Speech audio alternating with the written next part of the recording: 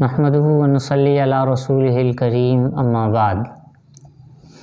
روزہ کی تاریخ کی ابتدا انسانی سوسائٹی میں کب سے ہوئی، یہ یقین کے ساتھ تو کچھ نہیں کہا جا سکتا، اور یہ بھی نہیں معلوم کہ روزہ کے ابتدا ہونے کے اسباب کیا تھے، لیکن اتنی بات یقینی ہے کہ تمام اقوام میں روزہ رائج رہا ہے۔ چنانچہ اللہ رب العزت ارشاد فرماتے ہیں، یا ایھا الذین آمنوا کتب علیکم الصیام کما کتب علی الذین من قبلکم لعلکم تتقون، کہ مومنو تم پر روزے فرض کیے گئے جیسے تم سے پہلے لوگوں پر روزے فرض کیے گئے تاکہ تم پرہیزگار بن جاؤ۔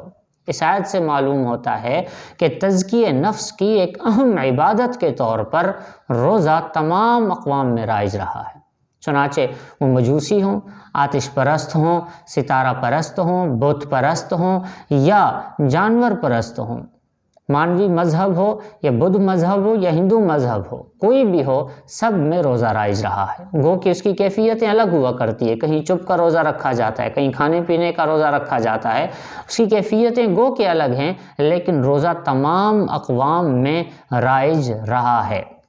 سب سے جو پرانی تہذیب ہے بابل اور نینوا کی، ان میں یونس علیہ السلام کو بھیجا گیا تھا اشوری قوم کے پاس۔ انہوں نے جب توبہ کی تھی تو ان کے توبہ والے دن انہوں نے روزہ رکھا تھا اور ٹاٹ کے کپڑے پہنے تھے، یہاں تک کہ ان کے بادشاہ نے بھی روزہ رکھا تھا۔ ادریس علیہ السلام کی جو قوم تھی ان کے اوپر بھی روزہ فرض تھا، وہ بھی روزہ رکھا کرتے تھے۔ تو پچھلے تمام اقوام میں روزہ موجود ہے۔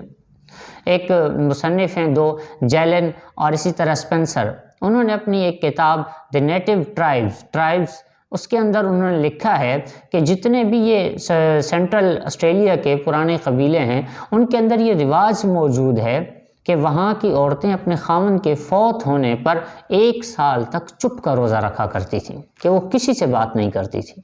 اور اسی طرح عرب کے جو لوگ تھے، رسول اللہ صلی اللہ علیہ وسلم کے تشریف لانے سے پہلے یہ بھی روزہ سے ناواقف نہیں تھے، ان کے اندر بھی صوم کا لفظ پایا جاتا تھا۔ اس سے معلوم ہوا کہ یہ لوگ روزہ کی عبادت سے واقف تھے۔ المفصل فی تاریخ العرب قبل الاسلام، اس میں جواد علی لکھتے ہیں کہ یہ لوگ، عرب کے لوگ یوم عاشورہ کا روزہ رکھتے تھے۔ مختلف روایتوں سے ملتا ہے کہ خود رسول اللہ صلی اللہ علیہ وسلم کی ذات مبارکہ، ذات گرامی عاشورہ کا روزہ رکھا کرتی تھی۔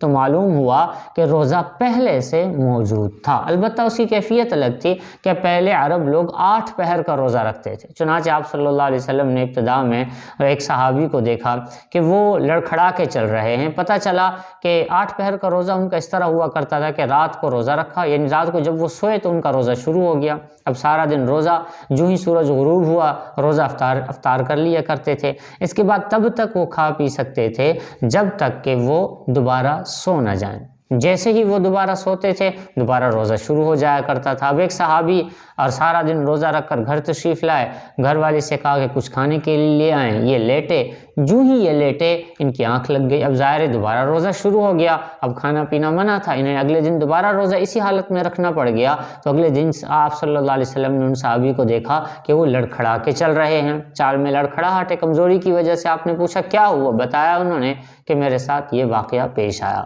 تو اللہ رب العزت کی طرف سے اس واقعے کے بعد آسانی کر دی گئی کہ کھاؤ پیو حتی یتبین لکم الخیط الابیض من الخیط الاسود من الفجر ثم اتموا الصیام الی اللیل، کہ فجر سے لے کر مغرب تک روزہ رکھنا ہے، صرف یہ ٹائمنگ کر دی گئی۔ تو اسلام نے یہ ایک بہت بڑی اصلاح کی، اصلاحات جو اسلام نے کی ان میں یہ تھی روزے کے معاملے میں کہ یہ دورانیہ یہ رکھ دیا کہ فجر سے لے کر مغرب تک روزہ رکھنا ہے۔